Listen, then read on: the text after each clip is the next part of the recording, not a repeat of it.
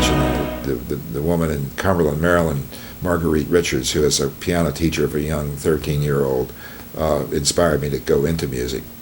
But Walter Spencer Huffman, a great composer who taught at Peabody during my years there, became a lifelong friend. I performed a great deal of his music in the early years, was a great hero of mine, and to this day I regard him as knowing more about the theoretical side of music than anyone I've ever known in my life. He was incredibly astute and analytical, and all of his students were fiercely devoted to his teaching, and I learned so much from him I cannot tell you. So he's not a name that you've ever heard before probably, and not very many people have. His music has not gone into the permanent repertoire like some of us wish it had, but for me personally, I can't omit him because he was such a strong influence on me. And the great Paul Calloway, who is the reason I came to Washington, because he needed a third person on the cathedral music staff, and St. Albans Church needed a new organist, and I was emerging from peacetime Army stint there in the late 50s, and so in the fall of '60 I moved to Washington, and it was Calloway who introduced me to all the people in Washington.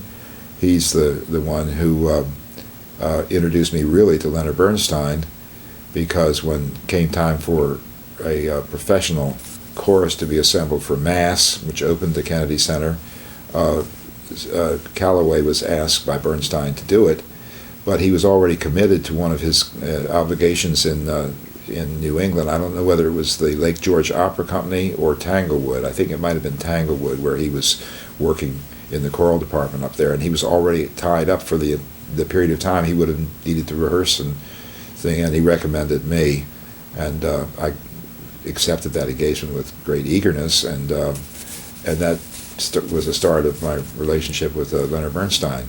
So Calloway, I would have to mention.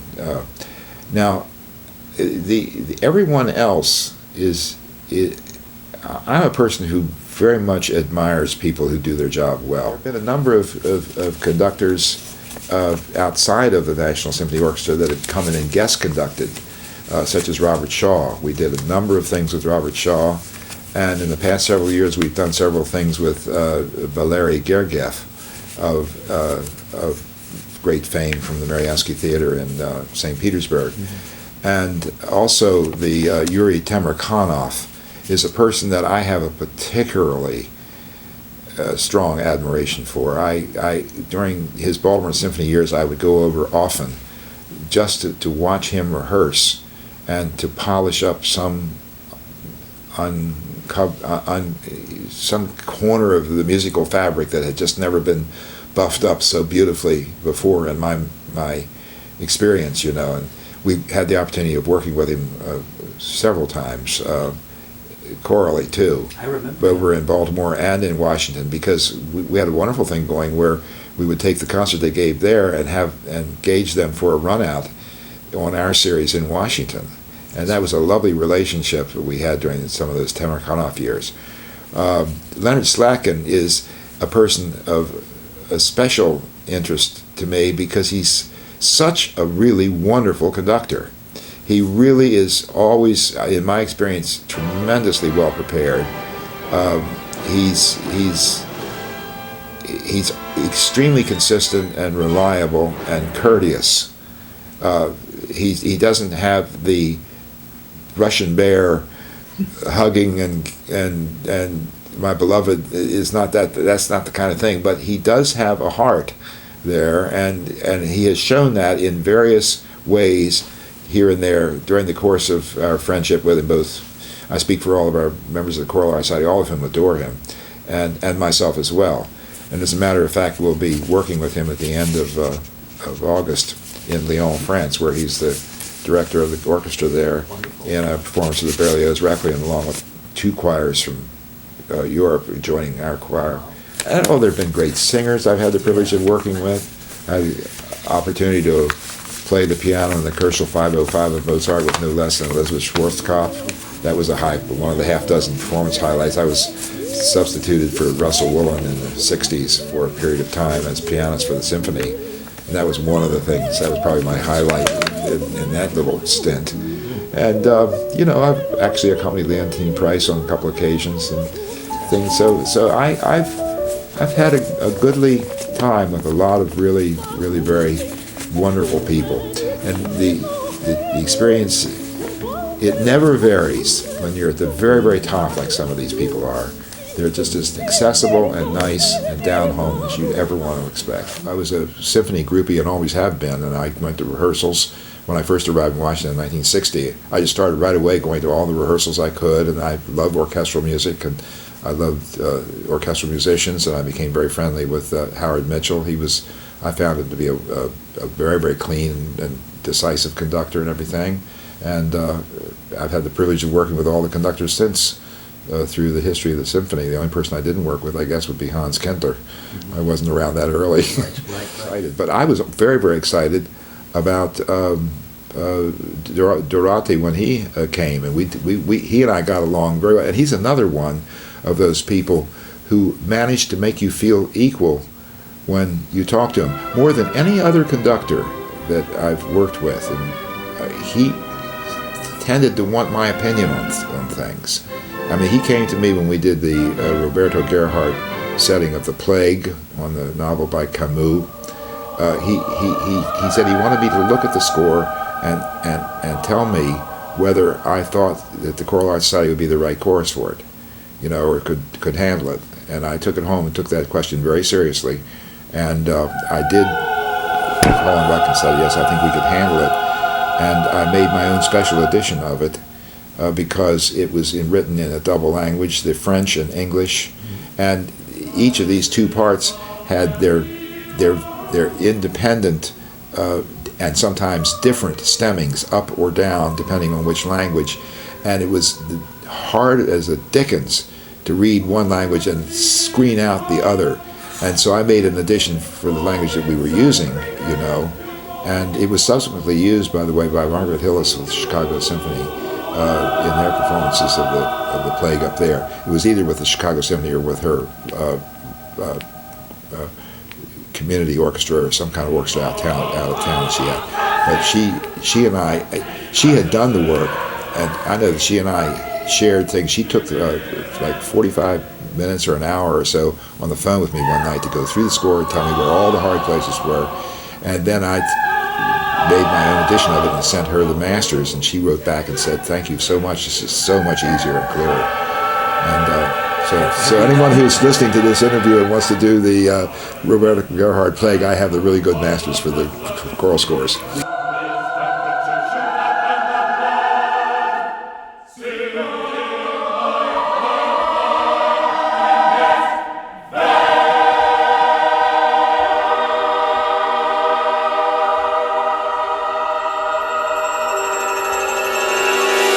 I find that that's the case in my own life.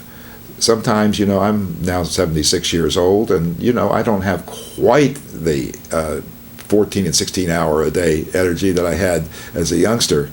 But no matter what my status is, I find that when people are singing back to you or playing back to you, it energizes you, and any shackles of weakness or hesitancy just fall away. You're in the swim. It's like jumping in the pool. You just start swimming. That's the only thing you can do. It's the only thing you want to do. Right. I've learned over the years that sometimes dress rehearsals, if they go really well, then everyone is content at the performance and it doesn't have the extra excitement. But if it has a little bit of trouble and a little bit of tension, then everyone is especially anxious to make a great performance. So I feel good about today's rehearsal because we had a little trouble in the rehearsal, and tonight will be great, I promise you. That's part of what leadership does. It sets the bar for the impact and commitment that you're going to have to something. If you see that the conductor is loving and committed, that makes everyone want to match that level, and that's what all the great conductors have. Bernstein and anyone you care to name, they elevate you to a higher level. It was at the 25th anniversary of the Choral Arts Society. We invited Slava to participate in that, and he agreed and did participate in it. But he had the idea of asking Leonard Bernstein to write something for that concert. And Bernstein said, well, yes, he'll consider that. And then he called us up a little while later and said, hold the date, he's going to write something, he'll write it. And we found out later that he was working on it in Tanglewood. He called us from Europe to tell us to hold the date, because he's got his idea and he's working on it. And then we heard from this time up in Tanglewood that he had left the music on the piano and go out for lunch or something. When he came back, it was gone. And no one has ever been able to find it since. And it's just one of those little behind-the-scenes stories. Somewhere, someone has that music, and I can't imagine that someone would look at it and say, well, this is trash. It's probably someone who knew damn well what it was. It was the working of Leonard Bernstein, quite possibly the last notes he put on paper. And when I saw him later and we talked about it a little bit, he told me, he said how badly he felt that it was just taken away. And he looked up at me and he said, what am I to do? And I said, well, can you pull it back up again? He said it was so beautiful. It was based on the slow movement of the Beethoven Fourth Piano Concerto.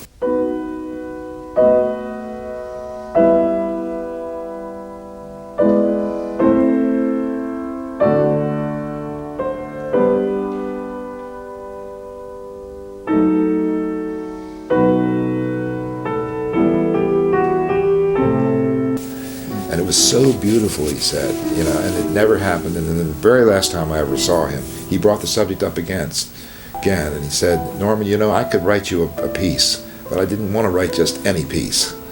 He wanted to write something very, very special, and that was what this piece was, and it just got lost, and it's out there in the ethos somewhere. You tell me. I tried after he passed away through the Emerson and some of my friends in New York to see if there's any place that might have shown up, but I've never been able to uncover it.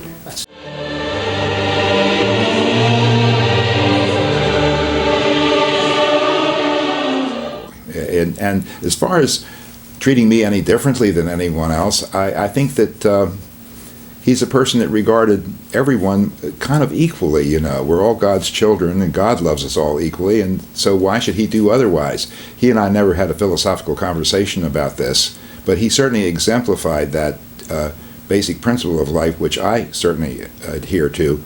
I try to give whatever I can to offer, no matter what the station of a person is. And how many times have you heard about great people that when they talk to you, they give you the impression that you're the only person in the world that matters to them, but none higher than Rostropovich. He was a great hero of mine, because of his love and his commitment, and the fact that in one area, at the very, very least in one area, he excelled everyone on the planet.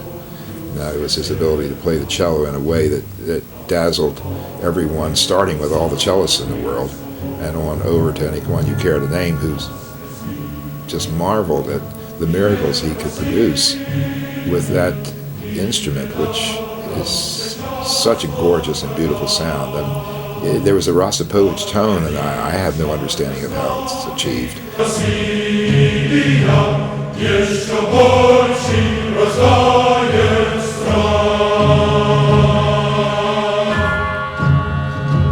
It was the first thing that we ever sang with him when he arrived here in 1977 as the permanent conductor. And it kind of struck a chord with all of us that made a connection that lasted for many years and covered many parts of the repertoire with Russian works sung in Russian. We have the Boris Godunov that we recorded with the then Oratorio Society of Washington, Mussorgsky. We did not only the Nevsky, but the Ivan the Terrible, which is a big cantata. We did Baba Yar, also with the men of the Oratorio Society of Washington. These are all, several of those were recorded. We did, most notably, the Rachmaninoff Vespers. This was early on when he called, had one of his staff members at the National Symphony write us a little note and said, Slava would like to do a large religious work in a great cathedral here in Washington.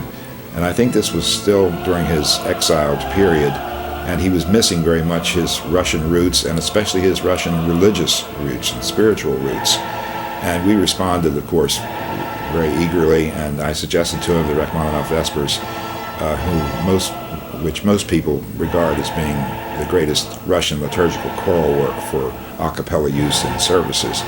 And we did that in the fall of 1980 in Washington Cathedral. And curiously, if I may say this, at the end of the year, the Washington Post always gives a single concert that stood out during the previous year. And that year, they chose, of all things, an a cappella choral work, the Vespers that Rostropovich had done with us in the cathedral. That more or less cemented our relationship with him as regarding the works, the great works in the Russian language. And we just did so many of them.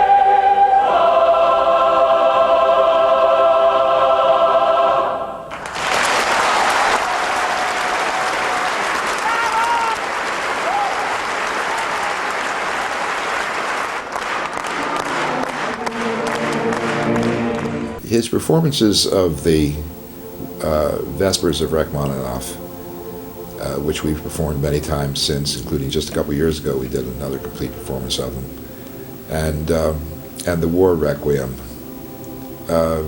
stand as monuments of exactly how those two pieces should go.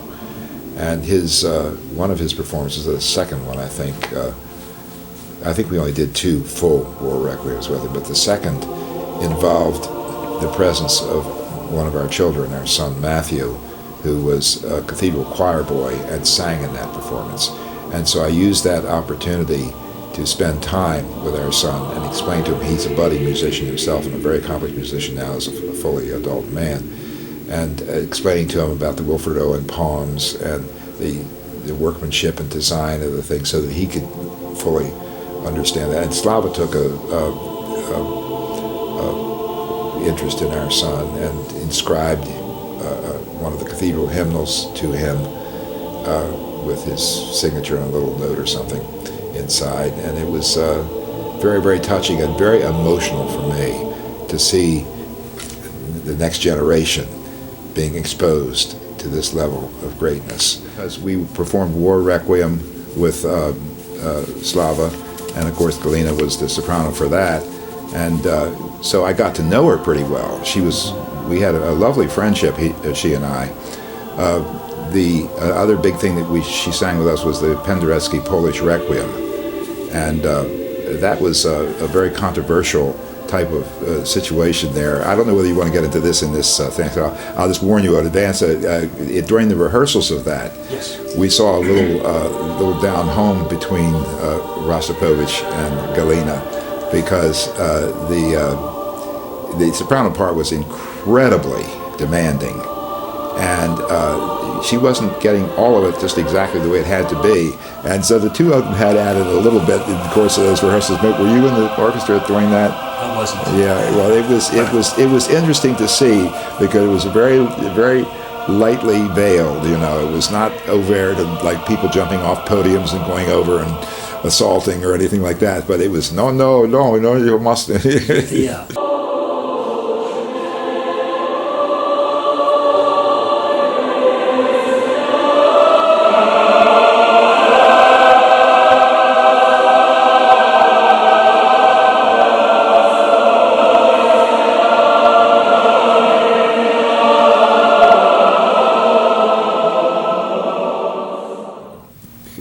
There are people who regard that experience of working with him in that work, along with the Russian tour that we made with the National Symphony back in the fall of 1993, that was a few years after the Vespers experience, as all of that association with the Vespers. We did parts of the Vespers in our own concerts in that Russian tour, by the way, but working with Slava and being in Russia with him forms basically, for many, many people, the highest level and the highest point of our entire experience with the National Symphony.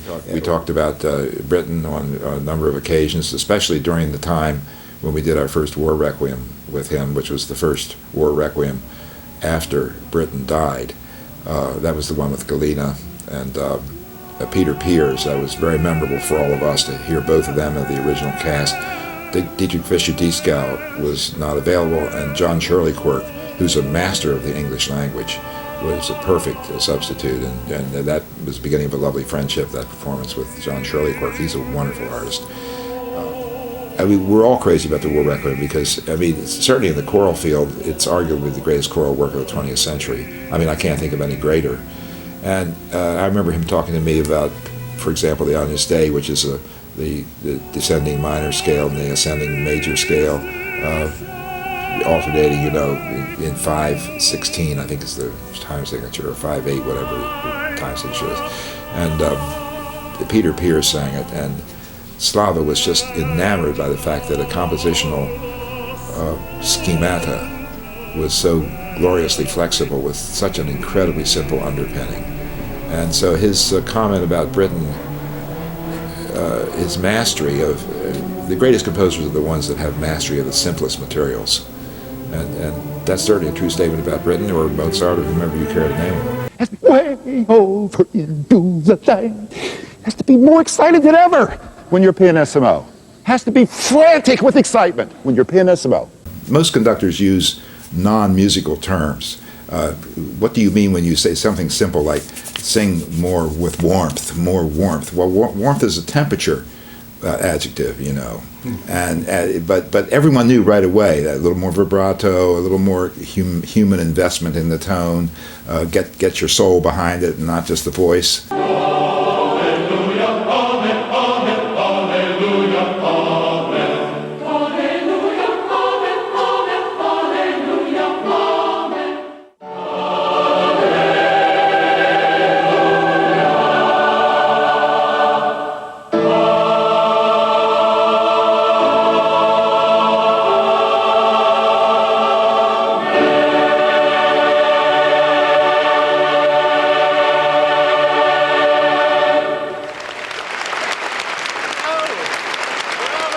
He was a great conductor in the sense that he did manage to get across and instill in his performers the thing that was being sought, which was this great profile and character and soul of the music.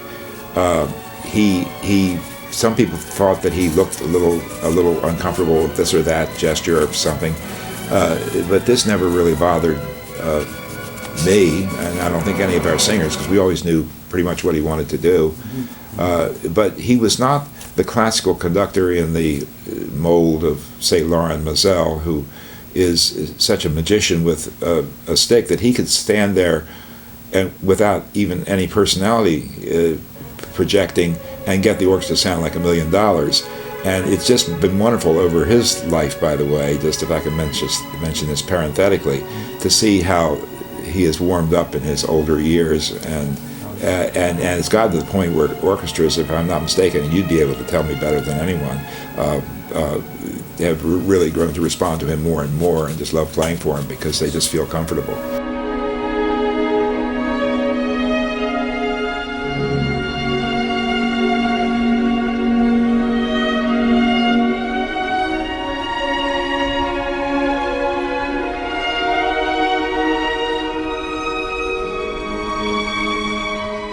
Well, Alexander Kifil was, as a young man, was a cello student of Rostropovich's and had some kind of damage, I'm not quite sure what it was, to his hands, fell into some kind of situation where he couldn't play the cello anymore, and he turned to composition and remained, of course, a lifelong friend of Slava and fiercely devoted to him.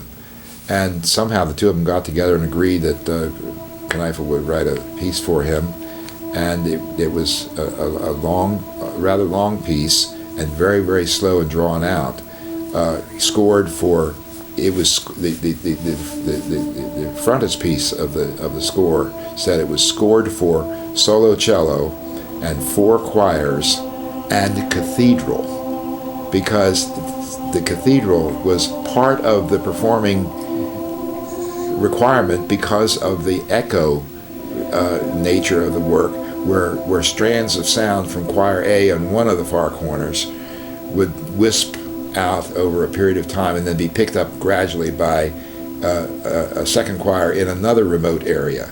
And we we were able to do this in the Washington Cathedral. It was an extremely memorable moment in time to have Slava sitting there in the crossing on a platform playing the cello on this great big extended music rack that hold all the pages.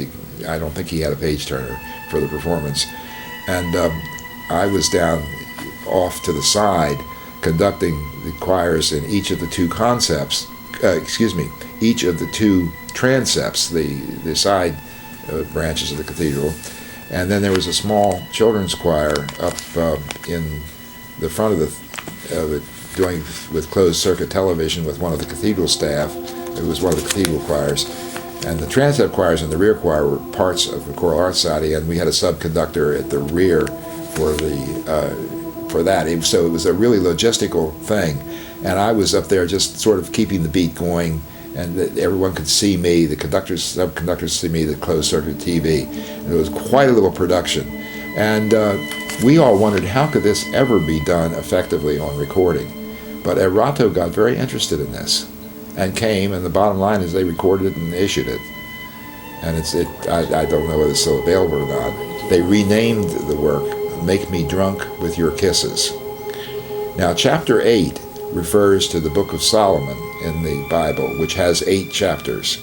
And this was a good hunk of the 8th chapter that was set. And as everyone knows, the Book of Solomon is extraordinarily sensual in its imagery and refers to all kinds of things that are just very sensuous. And so somewhere someone picked up the line that something about making you drunk with your kisses and decided to rename it to that for selling purposes, I guess. Well, I'll tell you a little story if you want to hear one. Yes. Back in somewhere along the way, I mean, I was called in to play the piano for a rehearsal with Rostropovich and a violinist, a cellist, and a pianist for a program in which concertos played by each of those 3 people would be played, and then a 4th concerto, the triple concerto of Beethoven, was played. And I was there for, quote, the piano rehearsal with the instruments. And it was right sandwiched in between a morning rehearsal and a master class in the upper reaches of the Kennedy Center with some of the NSO players. And this rehearsal took place back in the green room or somewhere. And Slava was eating his lunch during this rehearsal, by the way, which is curious. To talk about your multitasking, he led a very compressed schedule. And he worked hard in that rehearsal. I remember at one point he grabbed the cello. Yo-Yo Ma was the cellist, and he grabbed the cello and threw the bow across the string, and the room just soared with this huge. He wanted to get bigger something around, and of course, those 2 were great lifelong friends, we enjoyed that rehearsal. But the story about this is that he didn't know quite where to go for the master class. He just knew it was on the 2nd floor of the Opera House. So I escorted him over across the hall and to the elevator bank. And when we got into the elevator, he collapsed on the floor down in the corner of the elevator room there, the elevator itself. And he says, I can't do this anymore.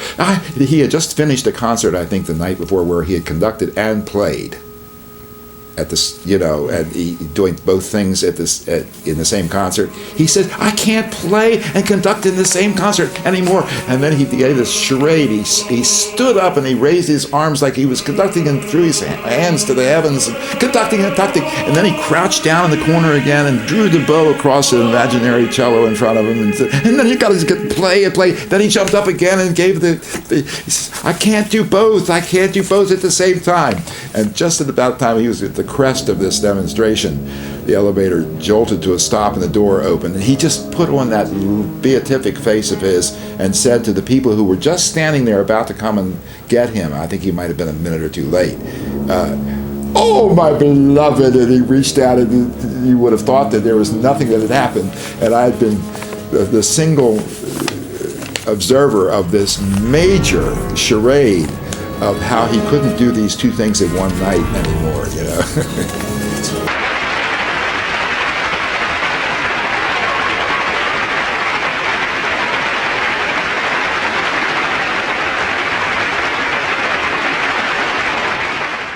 And curiously enough, little private, personal moments stick in my memory like glue, because I had many of those little private moments. I remember once driving him home, and the car that I had a long front seat, not bucket seats, but a long bench-type seat. And we were stopped at a red light, and I saw his left hand, it was just resting right next to me. This greatest left hand in the world, you know, just sitting on my little humble car's seat. And while the light was red, I picked his hand up and I caressed it, and I looked at it and I said, "My gosh, this hand is just a miracle, you know." And he looked back at me and he said, "Good left hand, good left hand." Well, I think that could be considered to be an understatement. Choral Art Society, after one of our concerts with him in the Kennedy Center, threw a little reception for him. We wanted to express our appreciation. And at that point in time, which is many decades ago, I had given up drinking altogether, and have to this day. And I went out there and I had my little glass of, I don't know, Pepsi-Cola or something. And Slava was some yards away from me, I mean, goodly distance away. And at a certain point, I saw him veering away from where he was talking to people and coming right over to where I was.